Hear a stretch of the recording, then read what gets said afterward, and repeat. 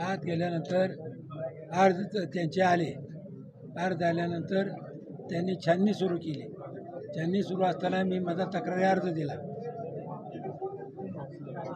आणि तक्रारी अर्ज दिला आणि त्यात मी सांगितले त्यांना की औरंगाबादच्या खंडपीठानं 2022 साली एक निर्णय दिलेला आहे. व वर्गातून किंवा अशा सोसायट्यातून जरी कोणी संचालक निवडून आला तरी त्याला चेअरमन म्हणून होता येत नाही असा 73 ड प्रमाणे निकाल दिलेला आहे. लक्षात आलं का? हे आपण त्यांना दिलेले, परंतु त्यांना रेटून करायचं असल्यामुळं त्यांनी आपलं हे सगळं चालवलेलं आहे. वास्तविक कायदेशीर नाही, चुकीचं आहे.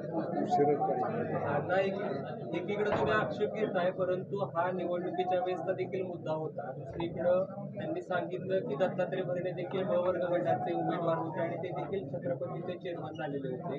आणि त्यानंतर त्यांनी पुढचं हे पण सांगितलं होतं सहकार खातं त्यांच्याकडे का नाही, खातं त्यांच्याकडे असेल, दत्ता भरणे झाले असतील, त्यांनी चूक केली म्हणजे आपण करायची का? त्यांनी चूक केली, आपण चूक करायची का? नेमकं काय असं देऊ द्या ना. तुम्ही अधिकाऱ्यांशी बोलला, अधिकाऱ्यांनी तुम्हाला काय सांगितलं? काय नाही, पोच दिली. आक्षेप आहे तुमचा? अधिकाऱ्याने पोच दिली. काय न्यायालयीन लढाई आपण लढणार आहात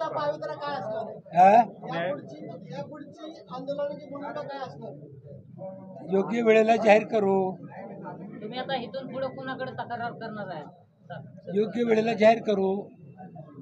पण ना एकंदरीत जर बोलायचं झालं तर तुमचं एकमेव उमेदवार तुम्ही निवडून आलेला हो.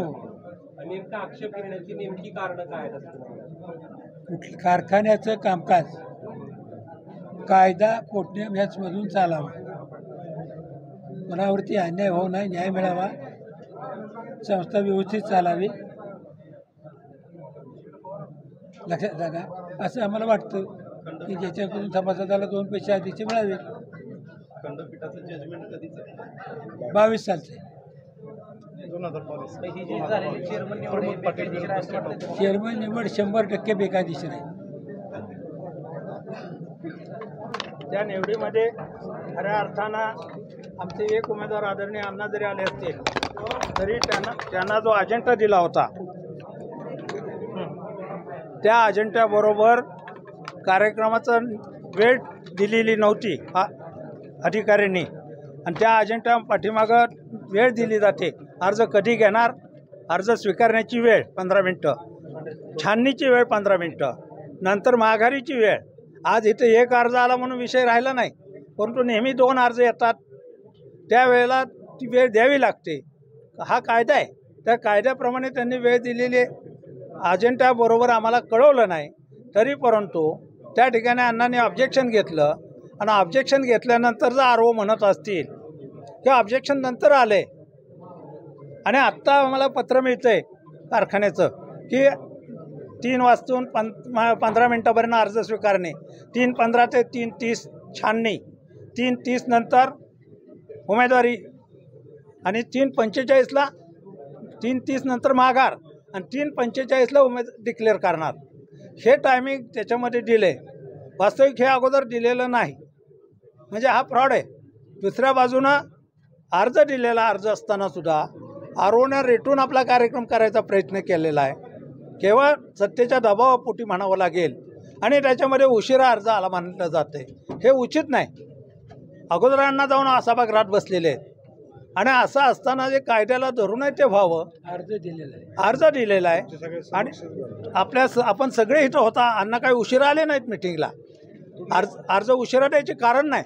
आणि दुसरी गोष्ट, त्याच्याबरोबर केंद्र सरकारचे कोड ऑफ कंडक्ट म्हणून आहे मिनिस्टरसाठी, केंद्राच्या आणि राज्याच्या यांच्यासाठी एक कोड ऑफ कंडक्ट आहे. त्याच्यामध्ये त्यांना चेअरमन होता येतं की नाही ते सुद्धा लिहिलेलं आहे. जर केंद्र सरकार काही गोष्टी खरेदी करतं देतं ते त्या मिनिस्टरचे संलग्न असतील विषय तर त्याला त्याच्यामध्ये सहभाग घेता येत नाही. साखर उद्योग हा साखर केंद्र सरकार खरेदी करतं, त्याच्यावर त्यांचे बंधनं आहेत केंद्राची आणि राज्याची. असं असताना या ठिकाणी चेअरमन होणं ही बेकायदेशीर आहे काय. आणि म्हणून या ठिकाणी कोणत्याही परिस्थितीमध्ये आज उपमुख्यमंत्र्यांची झालेली निवड ही बेकायदेशीर आहे. आणि चेअरमन पदावर झाले ते निवडून आले इतपत बरोबर आहे, पण ही माळेगाव कारखाना फेडरल संस्था नाही. 73D कलमाप्रमाणे त्यांना चेअरमन होता येत नाही आणि 73A 8 आणि 9 या 2 सेक्शनप्रमाणे ही त्यांना ते माळेगाव कारखान्याचे अवर्ग सभासद नाहीत. त्यांनी कधीही ऊस पुरवठा केलेला नाही आणि ते ज्या संस्थेतून आलेले आहेत प्रतिनिधी म्हणून त्या खरेदी विक्री संघानं सुद्धा कधीही माळेगावला ऊस पुरवठा केला नाही. त्यामुळं या कलमाखाली त्यांना चेअरमन होता येत नाही. यांची चेअरमनशिप आज डिक्लेअर केली त्यांनी तर बेकायदेशीर आहे आणि ती बेकायदेशीर चेअरमनशिप करताना पुढची भूमिका आम्ही डिक्लेअर करणार योग्य वेळी जयदीप. परंतु या पद्धतीने जणू काय हे 20 निवडून अवर्गातनं आलेले उमेदवार आहेत, एकही त्याच्यात पात्र नाही का? आणि हे झालेली निवड बेकायदेशीर आहे एवढं निश्चित.